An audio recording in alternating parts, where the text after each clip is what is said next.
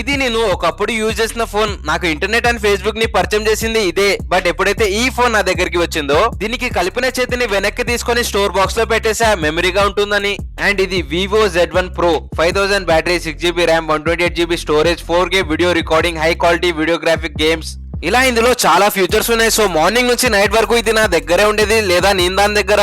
But ఎక్కడున్నా మేము కలిసే ఉండేవాళ్ళం. దూరం ఉంటే ఏదో మిస్ అయిన ఫీలింగ్ వచ్చేది. ఇలా కలిసి ఉండి 6 years అయిపోయాయి. ఈ 6 years లో ఇది నా లైఫ్ లో చాలా ఇంపార్టెంట్ రోల్ ప్లే చేసింది. మేబీ నా గోల్స్ ని అచీవ్ చేయడానికి, లేదా నా ఇంపార్టెంట్ టైం ని వేస్ట్ చేయడానికి హెల్ప్ చేసి. అంతేకాదు ఈ జర్నీలో ఇది నన్ను చాలా సార్లు వదిలేసి వెళ్ళిపోవాలనుకుంది, దీని హెల్త్ బాలేక. సో సిటీలో ఉన్న బెస్ట్ డాక్టర్స్ కోటి, మెహదీపట్నం, బేగం బజార్ లో ఉన్న డాక్టర్స్ దీనికి ఆపరేషన్ చేయించేవాడిని.